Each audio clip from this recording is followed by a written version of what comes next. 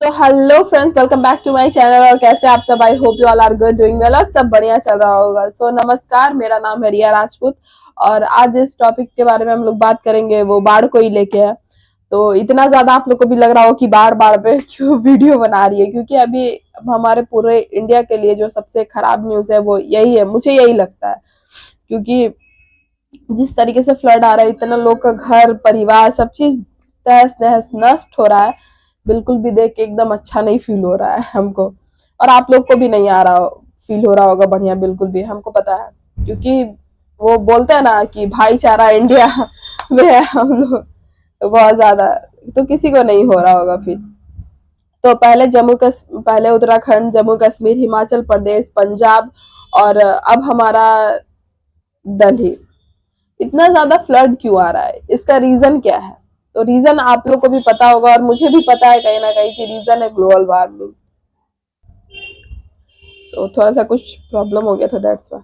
तो रीजन है global warming, आप लोग को भी पता है, मुझे भी पता है। तो एक्चुअली में ये ग्लोबल वार्मिंग क्या मतलब, आप लोग को लग रहा होगा ठीक है, बार बार ग्लोबल वार्मिंग बोल दे रही है, समझ में आ रहा है कि टेम्परेचर बढ़ रहा है, गर्मी बढ़ रही है, पेड़ काटे जा रहे हैं। तो सिर्फ यही रीजन नहीं है।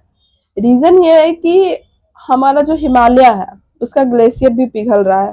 आपको मैं बता दूं कि करीब अभी बीते 100 वर्षों में, एक डेट है, तो मैं आपको बता दूं कि रिपोर्ट के अनुसार, यानी ICIMOD के रिपोर्ट के अनुसार, इसका फुल फॉर्म है international centre for integrated mountain development 2023। इसके अनुसार करीब अभी तक जो है हिमालय का जो है 65% हिस्सा 65% के रेट से पिघल रहा है। और करीब 50 साल में करीब 30 to 40% उसका जो हिस्सा है वो पिघल चुका है, तो 65% के रेट से पिघल रहा है। और एक चीज और कि जिस तरीके से ये जो रेट बढ़ते चला जा रहा है, अगर इसी तरीके से ये जो टेम्परेचर है इसी तरीके से बना रहा, ग्लोबल वार्मिंग बढ़ते रहा, तो ये रेट बढ़ के 75% भी हो सकता है। जैसे कि अभी 65% के रेट से पिघल रहा है, ये बढ़ के 75% भी हो सकता है। तो मैं आपको बता दूं कि होता क्या है एक्चुअली में, जब अभी से यानी कि 1900 से 1900 से लेके अभी तक 2024 तक रिपोर्ट के अनुसार जो टेम्परेचर है पूरा ग्लोबल का एकदम करीब 1.5 डिग्री सेल्सियस बढ़ा है। और 1 डिग्री सेल्सियस जब बढ़ता है तो जो वाटर मॉलिक्यूल्स है, जो भी एयर है, एटमोस्फेयर है, हमारा 7% जो है वाटर कंटेन करना स्टार्ट कर देता है, मॉइस्चर उस मॉइस्चर कंटेन करना स्टार्ट कर देता है। उस कारण से जो है इतना ज्यादा बारिश वगैरह जो भी है वो हो रहा है। और जो दिल्ली में अभी जो बाढ़ आया है, तो रिपोर्ट के अनुसार करीब 60 साल में जो है अभी तक ये सबसे भयानक बाढ़ रहा है दिल्ली के लिए। तो मॉइस्चर कंटेन कर रहा है, मतलब करीब 7% मॉइस्चर कंटेन करता है, इस वजह से बारिश इतनी ज्यादा हो रही है। और वेटलैंड जो है, पहले वेटलैंड भी बहुत ज्यादा था। वेटलैंड मतलब क्या है कि वो वाटर को एब्जॉर्ब करता था, अब वो भी नहीं है हमारे पूरे, मतलब उसका भी परसेंटेज पूरा कम हो गया है। और एक चीज और मैं आपको बता दूं कि जिस तरीके से जो कंस्ट्रक्शन चल रहा है, देखिए पहले इधर से अभी थोड़ा सा नदी का पानी सब जगह स्तर बढ़ा हुआ है, तो पानी पीछे ढकेल रहा है सब चीज को। तो लेकिन कुछ दिन से, जब से करीब हमको लगता है अच्छा 10 साल से या 5 साल से, आप हमेशा गौर करते होंगे आपके अगल बगल के जो भी नदी, या आपने अगर कहीं देखा होगा तो नदी जो पीछे चली जा रही थी, अगर वो यहाँ तक बहती है तो वो पीछे होके यहाँ तक आ गई थी। और उस वजह से हुआ क्या है कि जो कंस्ट्रक्शन है वहां पे, उस एरिया पे लोगों ने कंस्ट्रक्शन करना स्टार्ट कर दिया। भाई हमने 2 साल देख लिया कि 2 साल में पानी यहाँ तक पहुंच ही नहीं रही है, गंगा नदी जो है पीछे चली गई है, या फिर कोई भी नदी हो जो आपके गाँव में बह रही है। तो वो आनंद नदी, मेरे गाँव का जो नदी है वो आनंद नाम है, आनंद, हाँ, आनंद नदी, तो वो पीछे चली गई है।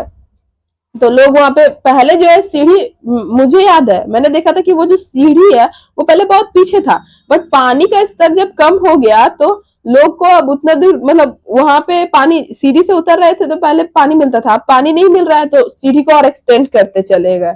तो उसी तरीके से क्या हो रहा है कि जब पानी का स्तर कम होते गया तो लोगों ने कंस्ट्रक्शन करना स्टार्ट कर दिया। तो फिर जब बाढ़ आएगा या कुछ भी आएगा तो वो पानी जाएगा कहाँ? सीधा सा बात है कि वो पानी उस कंस्ट्रक्शन एरिया में आपके घरों में ही घुसेगा। और अभी दिल्ली में या फिर आप किसी भी जगह देखोगे, इतना ज्यादा कंस्ट्रक्शन का काम हो रहा है, इतना ज्यादा कंस्ट्रक्शन का काम हो रहा है कि अगर बाढ़ आया ना तो सीधा सा बात है कि पानी आपके घर के अंदर, आपके मोहल्ले में घुसेगा ही घुसेगा, क्योंकि हमने स्पेस ही नहीं देके रखा है।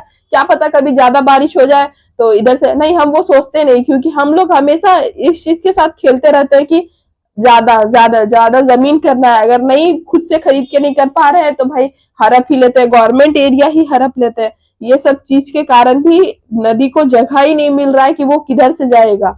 इतना ज्यादा कंस्ट्रक्शन, इतना ज्यादा लोग अब वहां पे रहने लगे, खाने लगे, अपना घर बना लिए, तो जब बाढ़ आएगी तो वो पानी उधर जाएगा ही। ये भी रीजन है। और जिस हिसाब से हम कंस्ट्रक्शन करके पेड़ या सब चीज काट रहे हैं, मैं आपको बता दूं कि बहुत सारे स्पीसीज जो है अब हमारे धरती पे नहीं है, जो पहले पाए जाते थे। पहले मैं भी बहुत ज्यादा वो पक्षी वगैरह ना बहुत देखने को मिलता था, बट अभी एकदम नहीं मिलता है, एकदम भी नहीं। घर भी जाते हैं हम तो हम देखते क्या कि पहले याद है जब हम छोटे थे तो छोटा छोटा वो होता है ना मैना, स्पैरो, वो गोरैया बोलते हैं उसको, मैना उना जो था सब देखने को मिलता था, अब नहीं मिलता है। इतना गर्मी बढ़ गया कि वो लोग बर्दाश्त नहीं कर पा रहे उस चीज को, उस टेम्परेचर को नहीं बर्दाश्त कर पा रहे, इस वजह से वो खत्म हो गया है। और मैं आपको बता दूं कि अगर इसी तरीके से हम लोग ग्लोबल वार्मिंग करते रहे, ग्लेशियर पिघलते रहा, तो डेफिनेटली बाढ़ हमारा जो है रीजन होगा कि पूरा जो है ग्लोबिया बोल सकते हैं, हमारी सभ्यता खत्म होने का रीजन बाढ़ ही होगा। जैसे कि इंडस वाली सिविलाइजेशन का बहुत सारे रीजन देते हैं कि भाई कोई बाहरी आक्रमण किया तो मार दिया, लड़ाई वड़ाई हुआ तो इंडस वैली सिविलाइजेशन खत्म हो गई। बट एक प्रूफ ये भी बोलता है कि बाढ़ की वजह से उनका सिविलाइजेशन खत्म हो गया था। क्या हुआ होगा, अचानक से जो है क्लाइमेट में चेंज हुआ होगा, उस वजह से बाढ़ आया। जिस नदी के किनारे, सभ्यता के किनारे वो बस रहे थे, वही नदी उनके जान का कारण बन गई। वैसा हम लोग के भी साथ हो सकता है अगर हम लोग इस चीज पे कंट्रोल नहीं किए तो। और मैं आपको एक चीज और बता दूं कि जो भी स्टेट या फिर जो भी देश जो है, हम ही लोग जैसे कि डैम या नदी या फिर वाटर को स्टोर करने का ये बनाए हुए, कल को ये हम लोग के लिए खतरा भी हो सकता है, क्योंकि जिस हिसाब से हम उसको स्टोर करते हैं ना डैम में, आपने देखा होगा कि पानी ऐसे स्टोर रहता है, फिर इलेक्ट्रिसिटी पैदा करने के लिए हम उसको छोड़ते हैं, बहुत ही स्पीड में वो आता है।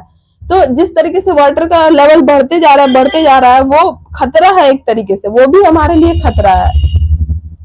और एक चीज मैंने ये और गौर किया कि ये अभी जो बाढ़ आया है ना, पंजाब के बारे में मुझे सबसे अच्छा चीज जो है यही लगा कि जिस तरीके से वहां के लोकल्स प्लस जो भी आर्टिस्ट है, सिंगर है, मैंने अभी देखा था कहीं ना कहीं, याद में नहीं है मुझे, यूट्यूब पर ही देखा होगा मैंने।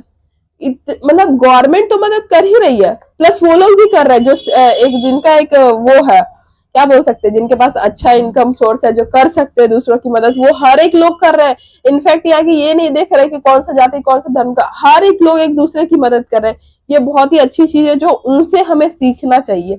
इसका रीजन मैं बताती हूँ, क्योंकि देखो आप गवर्नमेंट और पूरा पॉपुलेशन देखो, गवर्नमेंट के पास उतना आदमी नहीं है। गवर्नमेंट चलो कोई भी फोर्स, एयर फोर्स जो भी है, तो डिफेंस में या जो भी पूरी टीम होती है एनडीआरएफ की जो बारूद से बचाती है, उसका पूरा आदमी जितना भी लोग है सर्विस में, सबको बुला ले पूरा गवर्नमेंट एक तरफ और पूरी जो ये है पॉपुलेशन, देखा जाए तो कोई मतलब कि आधा भी रेशियो नहीं है, 1/3 भी नहीं होगा। गवर्नमेंट के पास उतने आदमी कोई भी कितना कर सकता है। तो इस चीज के लिए हम लोग को ये सीखना पड़ेगा। रेशियो मतलब इक्वल नहीं है भाई। हम लोग का जो अभी पॉपुलेशन हो गया है ना, हम लोग चाइना को भी पीछे छोड़ दिए हैं, किसी और चीज में छोड़े या ना छोड़े, पीछे पॉपुलेशन के मामले में हम लोगों ने चाइना को पीछे कर दिया। तो अब देखा जाए कि गवर्नमेंट के पास जितने एम्प्लॉयज है, जो भी है, जो सर्विस प्रोवाइड कर रहे हैं कॉमन आदमी को, उनका रेशियो और एक पूरे इंडिया का रेशियो देखा जाए तो पॉसिबल ही नहीं है कि हर एक इंसान को गवर्नमेंट जो है पकड़ पकड़ के सबको बचा ले, पॉसिबल नहीं है। कोशिश जरूर करेगी गवर्नमेंट, लेकिन पॉसिबल नहीं है, आप देखो तो।